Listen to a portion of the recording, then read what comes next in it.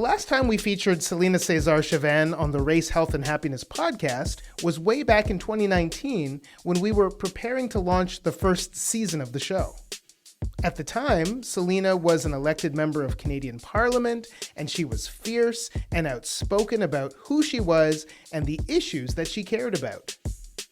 From the outside, it would have seemed that she was on top of the world, but that just wasn't the case. The truth was much more nuanced and even ugly. And we will get to that, but first, here's a taste of what Celina told us back in 2019. What do you mean, why am I here? Like I'm not an elected official. What, because you're not used to seeing the Black girl in charge? They can't fire me. They couldn't fire me for 4 years. So why not talk and say things for people that if they do talk, they will get fired? You know what I mean? That's my responsibility. And I love my people. So I'm going to talk.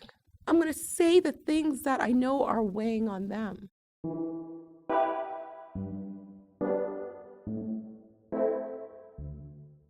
Now, almost exactly 2 years later, Celina is in a brand new chapter of her life. Literally, as she is now the author of the book, Can You Hear Me Now? How I Found My Voice and Learned to Live with Passion and Purpose.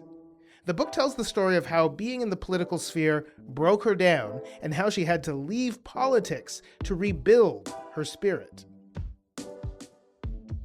Now, after reading the book, Dr. O wondered, how is Celina doing today? And how does she reconcile all that has happened in the past couple of years? And so, Dr. O decided to give Celina a call.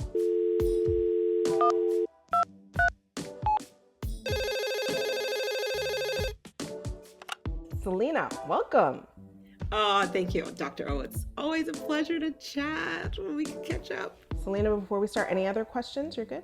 No, I'm good. All right. It was some fun. All right. It's not enough to survive. We are learning together to thrive. This is Race, Health and Happiness. And this is a special episode, Celina Caesar-Chavannes Revisited.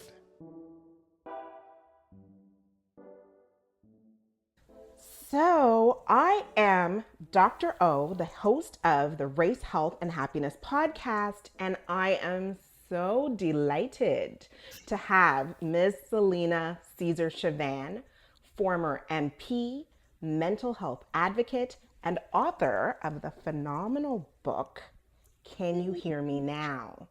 With me. So excited to be here. Thank you.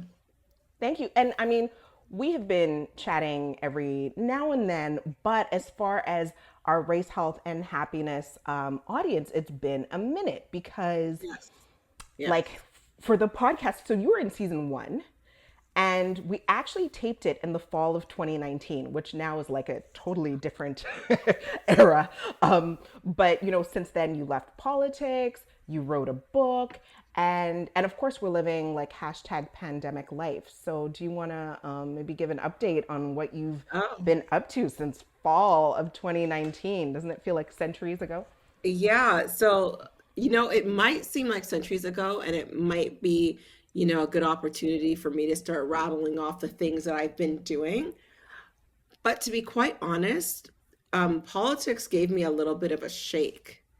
And I haven't quite gotten my footing just yet. Just to be completely transparent with you, I know people see me on still on different news outlets, pundits, like, you know, just doing my thing here and there, but I haven't gotten my footing yet. And so I've really taken, since fall of 2019, even till now, just taking a really long pause that COVID-19 helped me pause through, because it wasn't just Celina pausing, it was everybody pausing.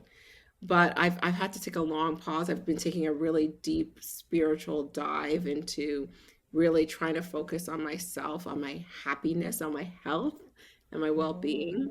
And so I'm pausing. Politics really beat me up a little bit. And I think I really appreciate you sharing that, because I think what people usually do is just kind of give us, like, I don't know, the avatar version of themselves, not the real self.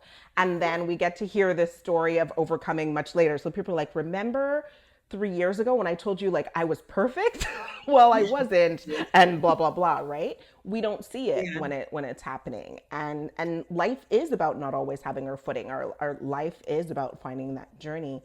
And I think for myself as well, like this pandemic has just been in some cases a painful pause of, I think for society it's been a painful pause to look at all the stuff we were ignoring, that needs to be addressed. And I think internally that's Yes. very much been the case. Yeah, you're absolutely right. Like it's not just a personal pause, but it's kind of like, are we still talking about this? Pause. Are we still, is inequity still a thing? Pause. Oh my God, the pandemic has made it much bigger. Pause. Hmm. Calls for social and racial justice have made the disparity even more glaring. Pause. Right? It's constantly consuming while you're trying to heal, knowing like, and the thought of, is it ever going to get better? Physically yourself, like yourself or the world, and you're like, there's this constant sort of battle between, does it get better? And so that hence the extra long the 2 year pause on Yeah. Celina's life. But in that pause, we were blessed with your book, Yeah. and in that book, you really talk about what you just alluded to before, how politics really took a toll, Yeah. and we know that Annamie Paul, in September, resigned Yes. as the leader of the Green Party, and Yes. so thinking about again our listeners, when we think about, and you speak to it in the book, but also just in this context right now with everything that happened with the Green Party, what do you think people should really know about the way the political world treats Black women? And I don't want like the superficial thing. We know what the world does to Black women, right? So we are Yeah. often very much disrespected. But I'm asking a little bit for those who might be coming up and thinking about politics, because as Kika Ojo Thompson says, you need to understand the game board that you're playing on, right? Like you need Right. to understand the game board. So can you talk to us about the flavor of the type of disrespect that happens in politics for Black women? So we're ready. Yeah, and so that's why my book was very transparent. It was transparent about my life because I wanted people to know that I don't sympathize with you. I empathize with you when you talk about pains that you're going through. When you talk about being left behind, I often say I don't advocate for the removal of mandatory minimums because I plan on going to jail. I advocate because I know what it's like to be just left behind and to Mm-hmm. be hoping that somebody's advocating for you. But the type of soul destroying um, space that Mm-hmm. politics is. Remember that politics or our democracy was designed for and by white men. When I was there was no dress code, right? So it meant like, this is not, oh, Selena's, pulling the race card. This is exactly how it was designed. And so it really does a good job of the physical infrastructure, like just not having any physical representation of Blackness or Black womanness being a part of any social, political, or economic development of Canada. There's nothing there that says we are here, we were here. And then you get in there and it's like, okay, we want to talk about mental health, we want to talk about equity, we want to talk about race, we want to talk about the same things that people are talking about at water coolers on Monday morning, but Mm. are whispering those conversations. Let's amplify those conversations. And it's like, oh, well, hold on, honey. We told you to come here, but we didn't think that you would speak. No, you're there for the photo, right? We like And it's like, diversity in the photo.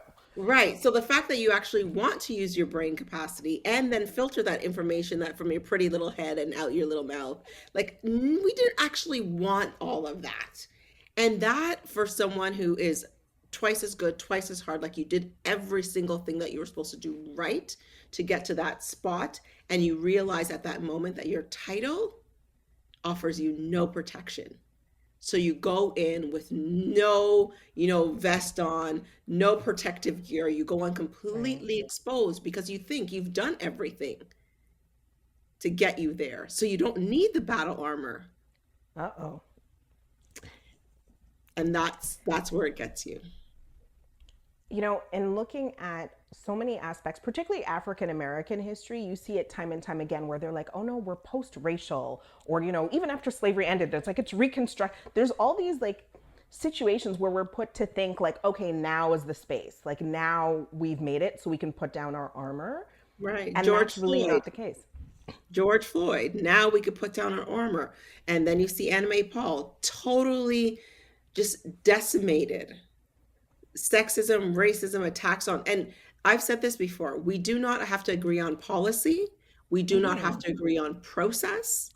What we should agree on is our humanity and how we treat people. And when those attacks got personal, related to her race, her gender, her faith, that has nothing to do with policy or process. We could debate those till the cows come home. But when you start to do that, that is a kind of destruction to our spirit, because we've done everything right. And yet still we're wronged. And I think that piece around humanity is so key. Like everybody around me knows that right now I'm very obsessed with the South African philosophy of Ubuntu, right? Which is I am because we are. And, it's very much seeing the humanity in others and knowing that our humanity is very much interlinked.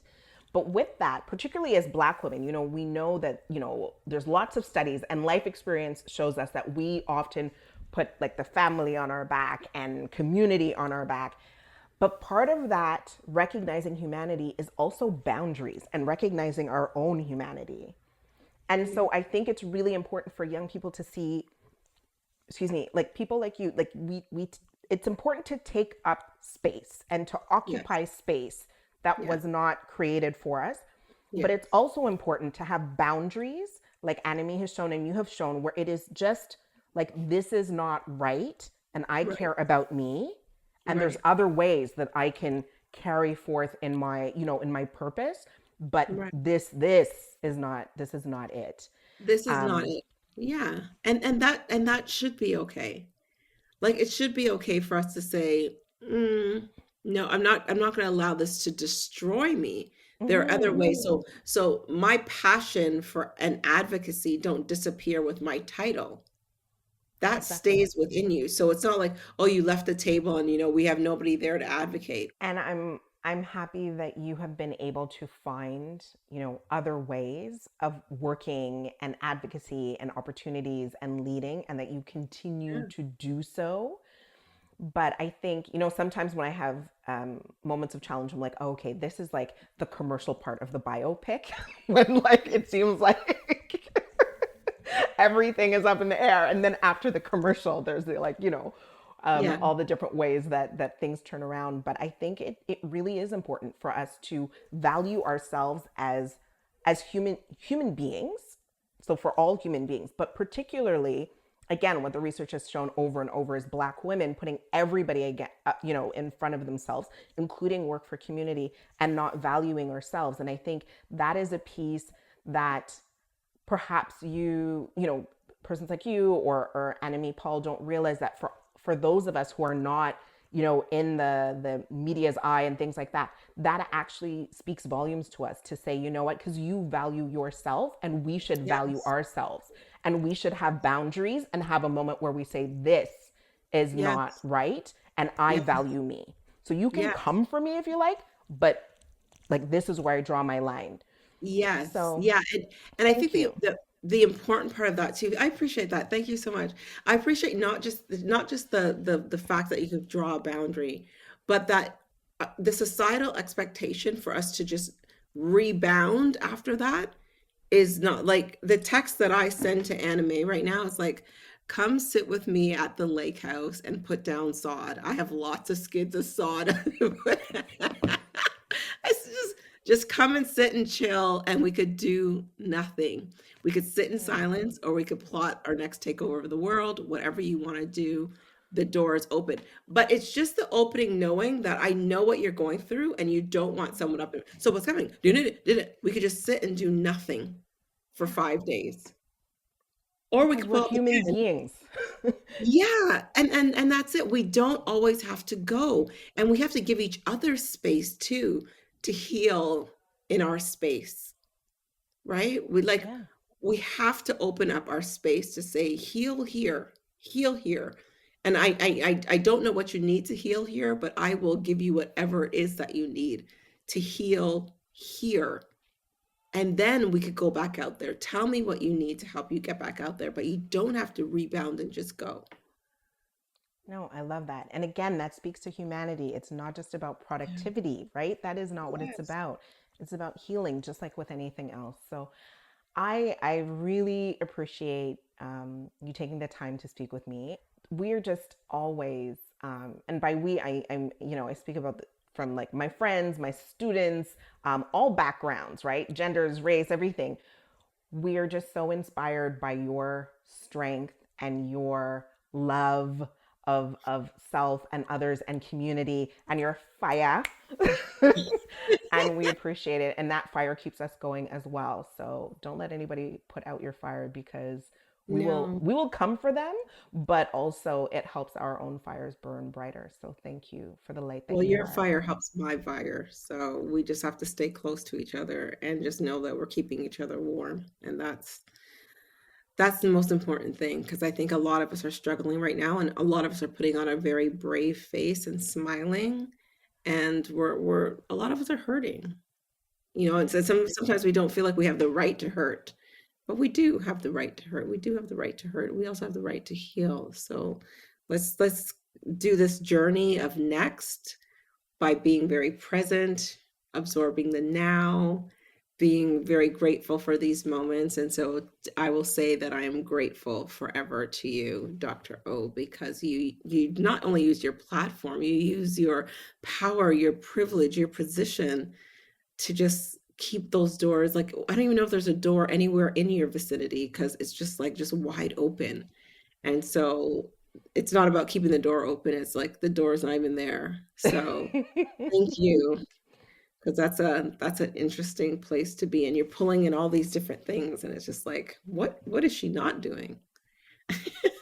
Well, thank you for saying that. Yes. Well, I'm definitely trying to do less. Actually, speaking of rest, as far as what I'm not doing, but it is a privilege, and I was actually reflecting on that. Like, I have a lot of challenges, and I do have a lot of pain, but I do feel blessed, and blessed to be able to do this work and to know people like yourself, and to do this work. And some of this work we do very much together, Yes. actually, now, which is a blessing as Which well. is great. Yeah. Yes. Thank Thank you. you. Thank you so much. Namaste.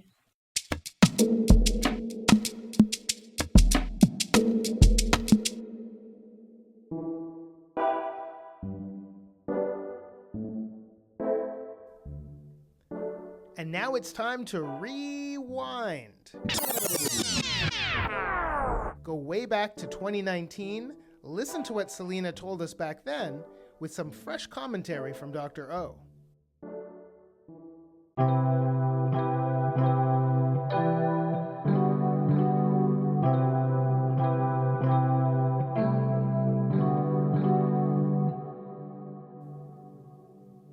This is a Race, Health, and Happiness throwback. This episode is from season 1, when I interviewed former MP Celina Caesar-Chavannes. This was recorded in October 2019, after she had left the Canadian Liberal Party. We decided to bring back this gem after yet another Black woman has left politics. Annamie Paul resigned as the leader of the Green Party. A troubling but empowering pattern of Black women saying, enough is enough. There is healing and wisdom in that, so we're bringing it back.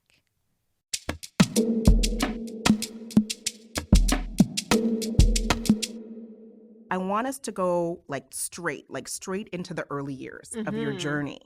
And so I was thinking about your superpower. So it is clearly your passion to speak truth to power. And so I was wondering, like, where does that come from? Like, in your own journey, in your own pathway, where does that speaking truth to power, where did it start? I would say that my superpower, my ability to speak truth to power started with 3-year-old Celina. 3-year-old Celina used to stand at the top of her stairs and sing Rod Stewart. If Rod you want my Stewart. body and you think I'm sexy. And it was one of those things where I could actually see myself with my birthday suit singing that. And over the years, I mean, my journey hasn't been, 3-year-old Celina singing naked at the top of the stairs to being in Parliament. It has been a lot of ups and downs, but I would say that when I think back to how fierce and bold that little girl was, she's always been there. I think sometimes you forget that she could show up, right? And times in my life I've forgotten where she was. But when I look back, it was her that has been the little powerhouse inside of Celina all this time. Pause. The fact that Celina has channeled her inner child is a positive mental health practice. I want to quote renowned Italian psychiatrist Roberto Assagioli. He said, "The inner child is a psychosynthesis of all ages, from childhood to old age, and that each developmental age is not left behind, but forms one small part of all that we are." He said it's ideal to keep the best aspect of each age alive. And I love that.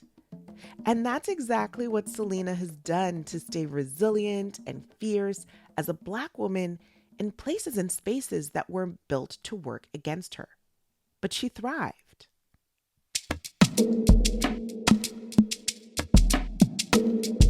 So yeah, I that's a really funny image at the top of the stairs, just Belting it singing, out. yeah, belting it out, And Rod exactly. Stewart of all. And so how was it with for your parents, with you being this fearless, outspoken Rod Stewart singer? Like, So I think 3-year-old Celina singing Rod Stewart was the definition of sort of the boldness, but I was also 3-year-old Celina that was saying all the bad words. Celina who was playing kissing tag in the middle of the courtyard with the boys. The Celina who was doing all of those things that you shouldn't have been doing because you're supposed to be a nice little girl and sit quietly. And I didn't do that, but I was also really smart. So in my grades were my shining moments, right? Where I bring home all straight A's. And that for me was something that, as much trouble as I got into, you couldn't touch me because I have my grades. oh yeah, right? with immigrant parents, if you have that, Yes. you're golden. You do can get away with stuff. anything. And then you come home with that straight A and it's like, child, you're really a good child, It's like, no, I'm not. I know I'm not a good kid. And I think that's what a lot of immigrant parents, because they come to it could be this country in Canada or any country with aspirations for themselves, but also their children. Yeah. And sometimes they face, a lot of challenges. So they kind of invest a lot. Like, you must, really work hard. Right. Were you able to observe any challenges that your parents were facing during that time? I know you were young when they immigrated, but, I saw them struggle with a lot of things too. I mean, I remember my dad coming home and looking sad in a way when he worked for another company, and he eventually went on to own his own business. And I remember him coming home and being at the kitchen table and just watching this, and it was in Rexdale, so I must have been about 4 or 5 years old, oh, wow. Okay. and just watching him have this sadness. And I know it wasn't because he got cut or bruised, or I know it wasn't like a personal thing, like a death in the family, but there was something that made him really sad. And he was talking about the way people were treating him At work? at work. And I thought to myself, I never want to experience that sadness. I was afraid of it. what did you take from that, or what was your understanding about what was happening? Right. Was he experiencing racism, or was it a cultural Right. change? So that's to Canada? exactly what it was. Oh. He was experiencing racism, or I just didn't know that was the word. I just know that I did not want to be impacted by whatever was making my father so sad. Was kind of owning your own business, I don't know if it was for him, but was it for you kind of a bit of a way of kind of staking out your own independence, or a way to not be put in the situation where you saw your father having that look on his face of being an employee and experiencing racism? So I'm not sure I'm that smart to have connected all those dots already. But it's when you look back over your life that you could see how well you've connected dots that you didn't know existed, right? Pause. In Celina's book, Can You Hear Me Now?, she talks about the moment she knew she had to leave the Liberal Party. In her book, she quotes Nina Simone, and she notes, "I'd also learned to leave the table when love's no longer being served." Given the large numbers of Black women across North America who have left their day jobs to pursue being entrepreneurs, I would have to guess that love is not being served towards Black women in a number of fields and institutions. So many Black women are leaving the table, but there is a silver lining. In 2018, Forbes magazine reported a 164% increase in Black female-owned businesses in America. Black women are now leading in entrepreneurship, working on their own terms.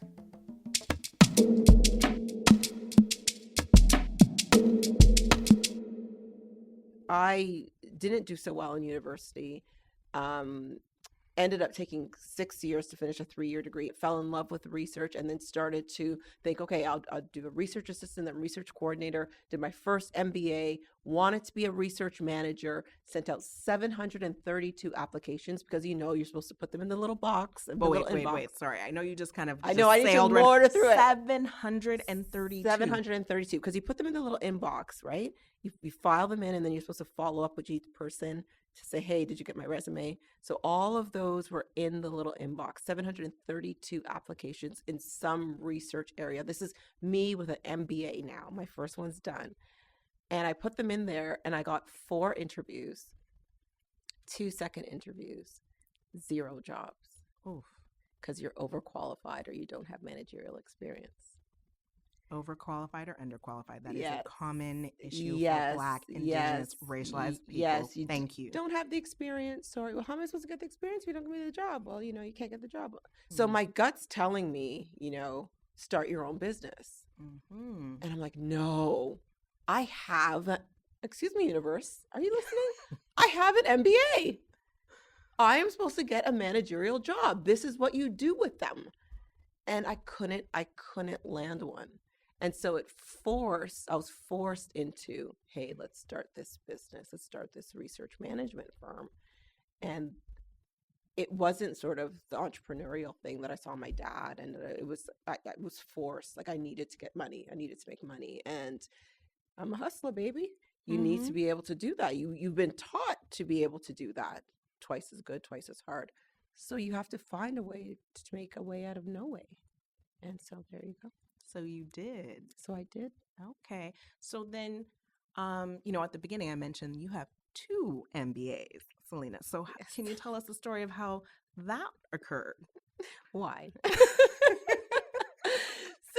So yeah, 2 MBAs is really, it's actually, so when I started my company, which was Resolve Research Solutions, started in 2005, and I didn't put, so I'm going to have to go back and forward a little bit. No, that's okay. I didn't put my name or my face or anything, any identifiable features about myself out on the internet.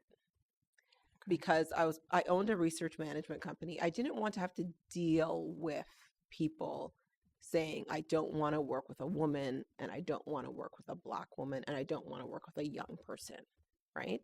Right. I still consider myself young. I look at, Yes. I might as well. Yes. So I didn't want to have to deal with all of those issues. So I didn't put myself visibly out there. It was just the Okay. company and the logo and the brand was what I was selling. And I wouldn't show up to see clients until we've already had a fully executed agreement. You making money, I'm making money. And then whatever color we are, we just focusing on green, right? Okay. And so I didn't do that. Fast forward a few years, I won the 2007 Harry Jerome Young Entrepreneur. I won the Toronto Board of Trade Entrepreneur of the Year, 2012. People see who I am. I cannot hide anymore. Mm-hmm. And so 10 years in to the company, I'm thinking, or, my company's approaching the 10-year mark around 2015. And I'm thinking, good grief, I want to take the company international, or I want to maybe go into corporate and leave it for a little while. What do I do? And I think I'll get another MBA, or I went to do a PhD and I dropped out of it. And I needed something to mask who I was. So I think in my mind, you could get past the fact that you're going to work with a Black person and a woman if she's a doctor. That's why you did the PhD. That's how I wanted to do the PhD. Yes. Okay. Unpack that a little bit. Right. Why do you drop out of a PhD program, Celina? Because I felt like I couldn't do it. I just felt like I wasn't as smart as the other people in the class. And the imposter syndrome just started like eating away at me. Even though I'd accomplished so much, I just thought I couldn't do it. But there has to be a time when you reflect on why that is the case. Why, Celina, did you do so poorly in university? Why did you drop out of a PhD program? What if they accepted you? It means that you were good enough.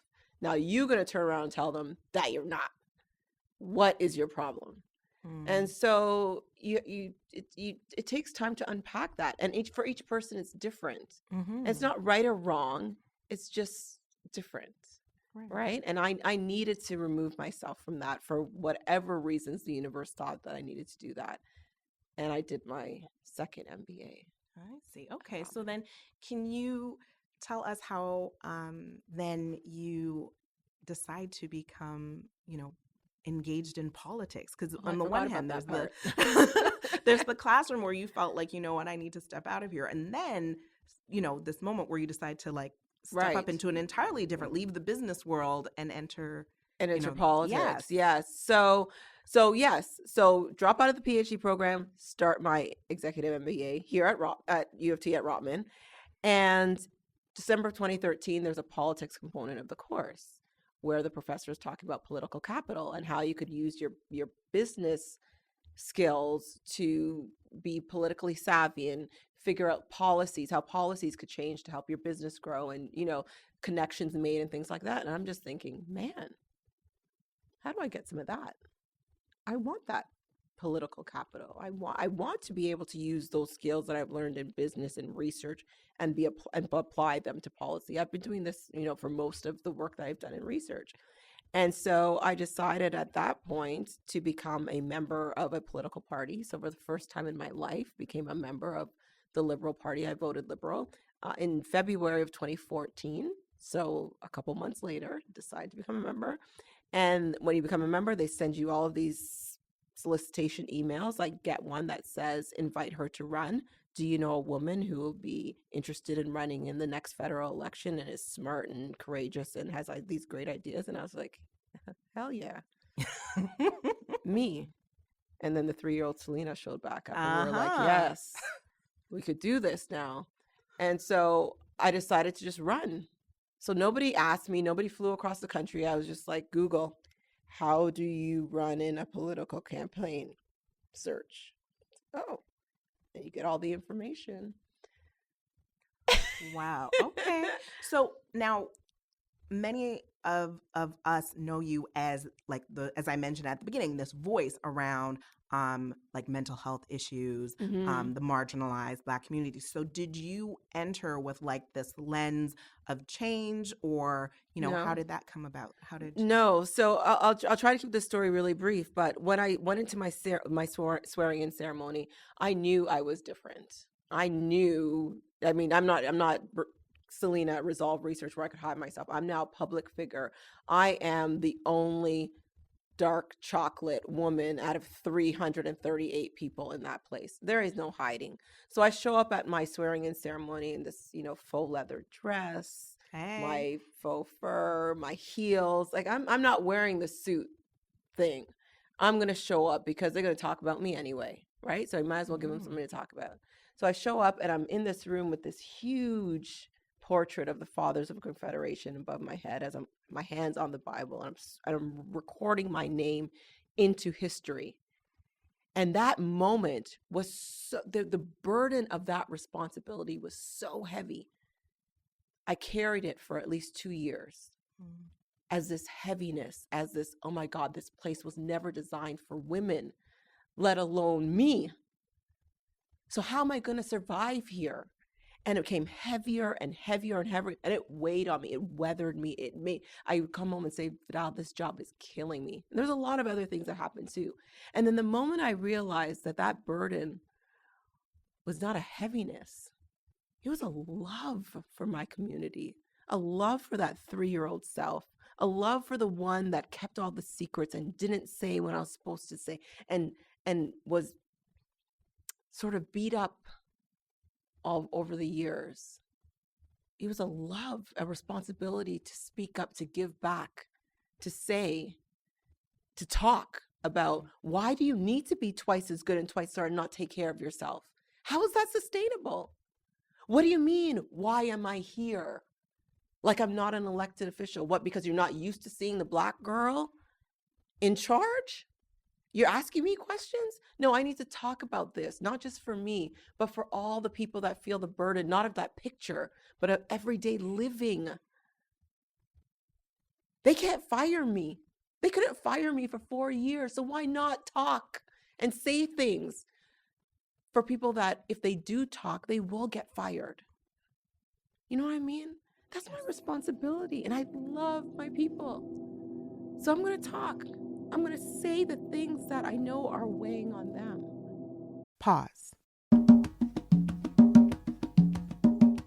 Scholar and author Brené Brown, in her Netflix special, which I love, called The Call to Courage, stated, and I quote, "If you're criticizing from a place where you're not also putting yourself on the line, I'm not interested in your feedback," end quote.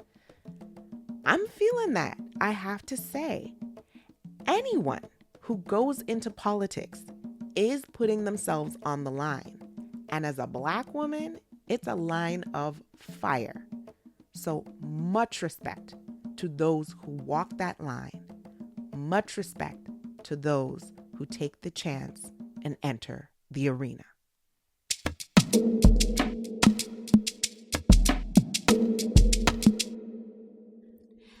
And I mean, I love, so you definitely talked about so many different issues that touched people in many different ways, and speaking on race, but also speaking on mental health, because actually you talk about that intersection, right? That piece of working twice as hard and how it takes a toll on a person's health. There's good evidence that actually does lead to mental health consequences. So when you decided to speak out on these issues, I'm curious about your process of, getting that 3-year-old Celina to kind of, move into that space. So let's start with the working twice as hard and just thinking about mental health, because I think that resonated with people from various different backgrounds, right? So that is something that many people and all of us are facing in society, either directly affected by it or family members or friends. So how did that come about you speaking about your experience? Right. So between 2013, deciding I'm going to run, and the general election, I was in a by-election because the member of parliament who lived in Whitby passed away. And after losing the by-election, I went into a massive depression. I didn't get out of bed or do anything for 2 months. And when I was elected before World Suicide Prevention Day, it was going to start storming in Ontario. Like, seriously, the rain was going to fall, lightning and stuff. Like literal storm. And so I posted on Facebook, the storm is coming in. Know that I've been there and this will pass. and you'll be okay, and that it's okay to not be okay. I'm getting emotional thinking about it. And I said, hashtag World Suicide Prevention Day. And a journalist saw it and said, can you blog about this? Write a blog. And I just wrote about my experience in those first couple months after the by-election, just really having a hard time. And the amount of people that it resonated with had me speaking. But there was one lady, two people that really impacted me the most. The first was a Black woman, an elderly woman, who came to me and said, thank you for speaking, because I didn't know what was wrong with me. Because depression and anxiety don't present as people crying all the time. Their mood is affected. Their motivation is affected. And so speaking and giving examples of what I was experiencing connected with her in a way that nobody had articulated before. And then the second thing was a woman who said, thank you, Celina, for talking. But if I talk about this, I could lose my job. And I'm afraid I could lose my kids. And it's the intersection of both of those that say, okay, enough. Enough now. This is not sustainable for us to continue to work this way. We need to show up for each other. We need to talk about things so that you could get help, but also so that the village could show up too. And the village could help. Yes. We don't have a choice anymore but to speak up. What are some of the things that you have noticed in your own journey as far as overcoming? Like, what are some tips and tricks we can send to, young Black women, Black men, but also, so many other youth experiencing either racism or things that are making them feel like other. You know what I mean? Like, what are some things that through this journey you have, some nuggets, let's say, of things you have picked up for overcoming? So I'm going to be real cliche with this answer, but when you look at things from an intersectional lens, so race, including Indigenous, gender, sexuality, or disability, religion, ageism, we cannot continue to talk about diversity being in our strength, because diversity is ubiquitous. Like you look on the campus, it's everywhere. The factor that is going to make or break us is our ability to include, to be truly inclusive. Why do we need to still choose gendered bathrooms? Why do people still not have adequate drinking water? Why can't I show up with my braids? Why can't I do this? And so all of these microaggressions, overt racism, ways in which people are meant to feel like other needs to stop. And so how do you do that? How are you able to get into those spaces? You need to show up authentic. We can't continue to hide ourselves in spaces and yet want the space to change to accommodate our natural selves if we're not our authentic selves. And this goes from being, being ladylike, you can't laugh out loud. Well, the first person that's going to laugh out loud is me. You got to be able to show up authentically in spaces and put your hand up and not be afraid to put your hand up and then show up together. Pause. In Celina's book, she also speaks about the illusion of tokenistic diversity, which is basically where we as BIPOC people occupy spaces of power but stay silent on issues of injustice. She says, and I quote, "If they are only there for the title, the paycheck, the status, or the photo op, how much does representation really matter?" End quote. I agree with Celina. Many of us work really, really hard to get to positions of power, but if we're not disrupting status quo, then we are being complicit in maintaining racist, colonial, oppressive structures. I think we all know that we all stand on the shoulders of giants who spoke up. And so I think we need to really think hard about being giants for those coming up behind us. And yes, I am not delusional. That comes with risk. I'm not telling you what to do because I know it comes with risk. But I also believe the cost of our silence is too great.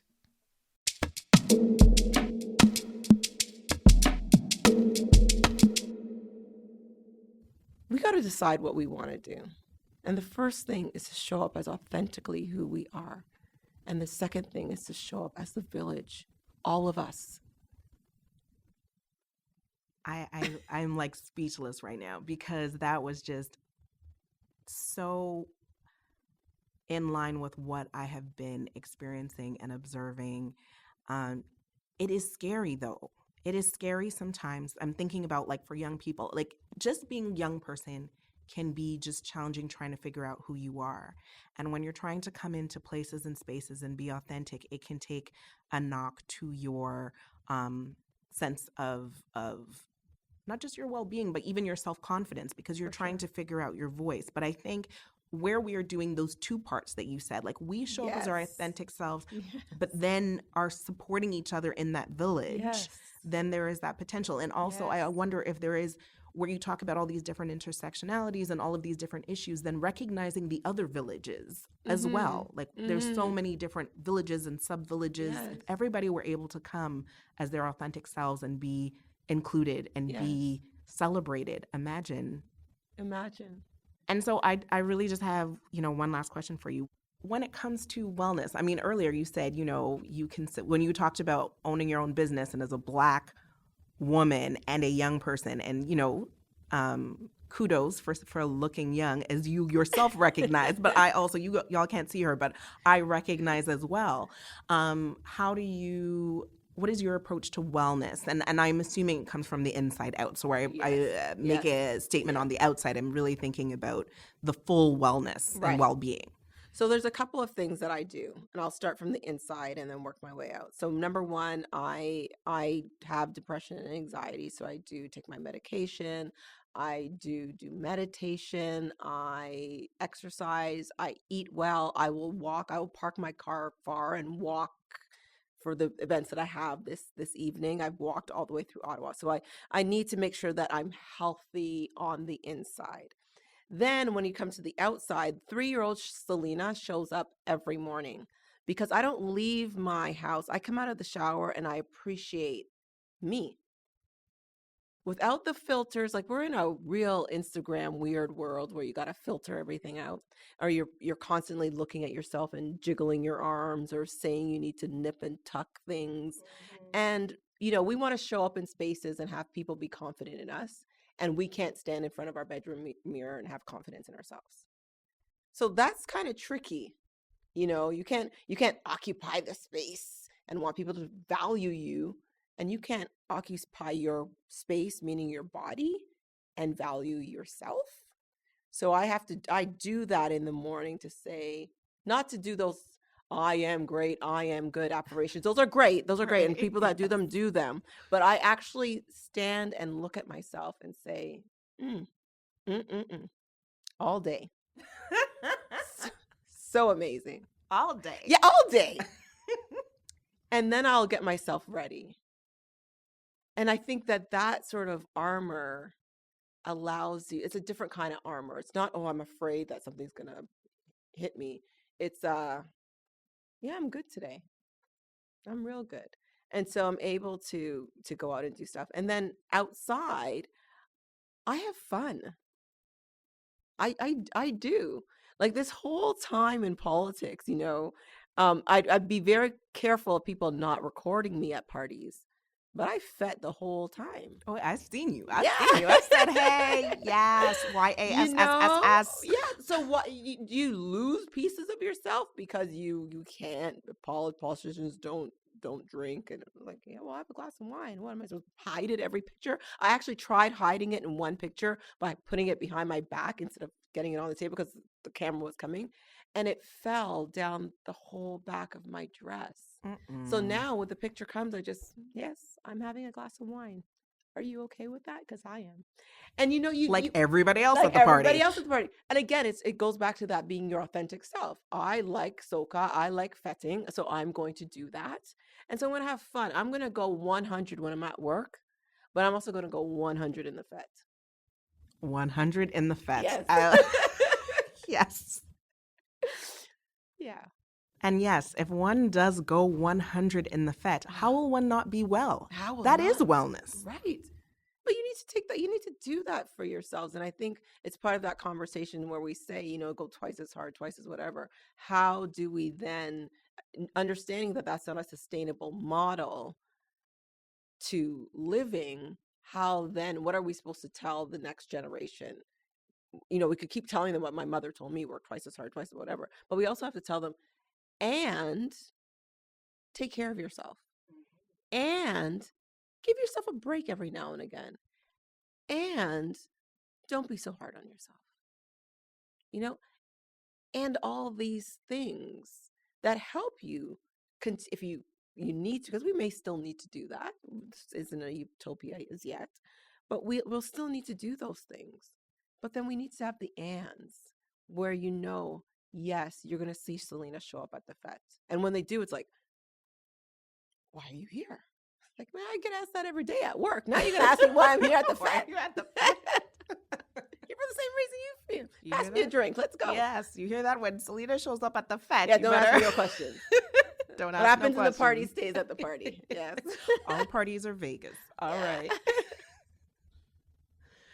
All right. Well, yes, I think that is a great recipe for wellness, and I'm actually gonna take some of those tips. So thank you very, very much. So y'all better be ready for me at the next Soca Jam. I'm showing up. Don't ask Dr. O no questions either. All right. Thank you, Celina.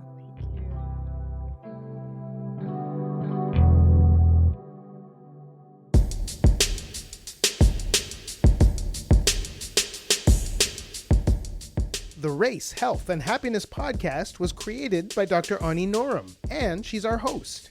The show is produced, edited, and engineered by yours truly, Dr. Carl Cabasel. Our technical producer is Obadiah George. Awit Siam is our research and resource manager, and Sinthu Senthil Mohan is our medical research consultant. Promotions coordinator is Jordan Gibson, and social media coordinator is Latoya Powell.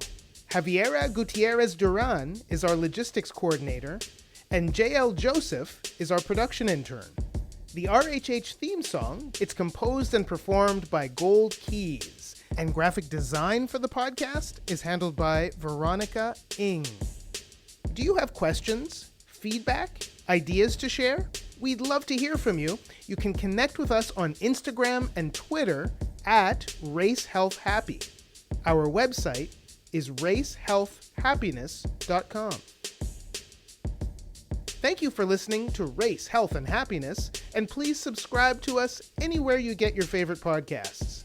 I'm Dr. Carl Cabasel, and we'll talk with you soon.